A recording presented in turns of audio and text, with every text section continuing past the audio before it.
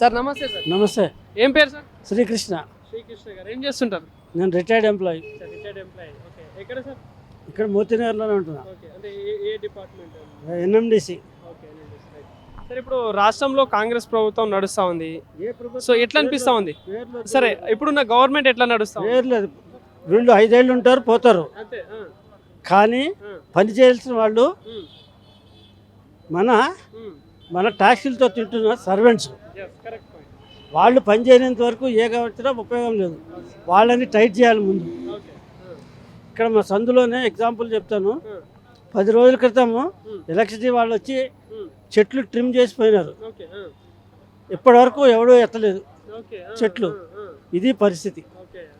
ఎందుకంటే ఎవరికి చెప్పినా ఎవడు ఇంటలేడు, చేస్తలేడు.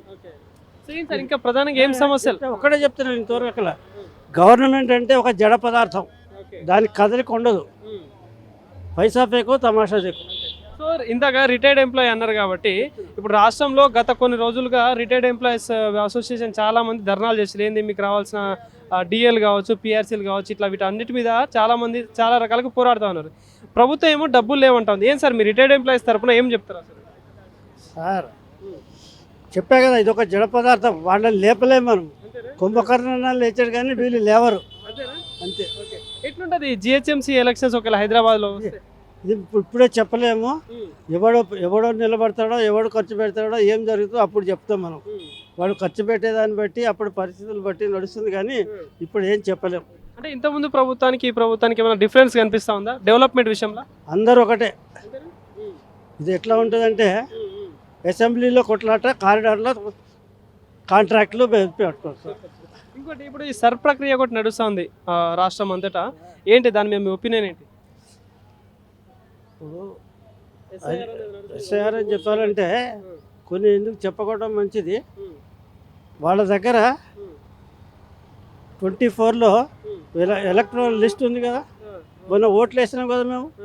అది ఉన్న తర్వాత ఈ జిహెచ్ఎంసీలో కానీ, మున్సిపాలిటీ కానీ, పంచాయతీలో కానీ పుట్టిన వాళ్ళకి, చనిపోయిన వాళ్ళకి బర్త్ సర్టిఫికెట్లు, డెత్ సర్టిఫికెట్లు ఇస్తున్నారు కదా.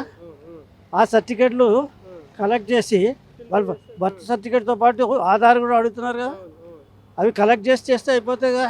దీనికి ఇన్ని కోట్లు ఖర్చు పెట్టాలా, ఇంత పబ్లిక్ని పిచ్చోళ్ళు చేయాలా? అంటే పబ్లిక్ డైవర్షన్ కోసం ఇదంతా పిచ్చోళ్ళు చేయటం.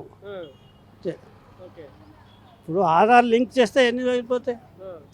ఒక ఆధార్ నెంబర్తో ఎన్ని ఓటర్ లిస్ట్లో ఎన్ని స్క్రీనింగ్ చేస్తే సిస్టంలో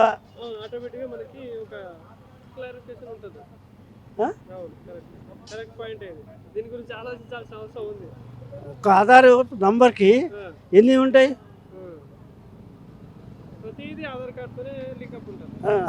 పుట్టినప్పటి నుంచి చచ్చేంత వరకు ఆధార్ అంటున్నారు. మరి ఇంకెందుకు? ఇవన్నీ ఎవడు అనుకూలంగా వాడు చేసుకుంటాడు. ఒకటి చెప్తానండి, ఏ రాజకీయ నాయకుడైనా వచ్చేది ఇదే.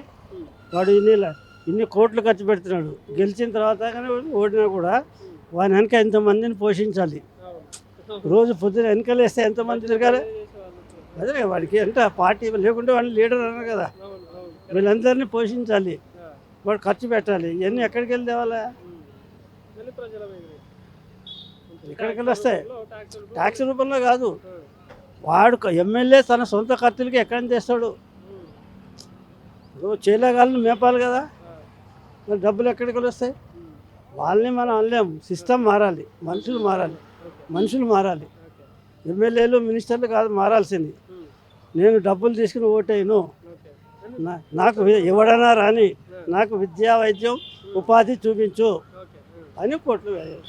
సో తెలంగాణలో అంటే నెక్స్ట్ టార్గెట్ తెలంగాణలో అని మాట్లాడుతూ ఉన్నారు బీజేపీకి సంబంధించిన గవర్నమెంట్. ఇప్పుడు కేంద్ర ప్రభుత్వం కావచ్చు, నేనున్నా కూడా ఆ పార్టీలో నా పార్టీ రూలింగ్ రావాలని నేను కోరుకుంటా.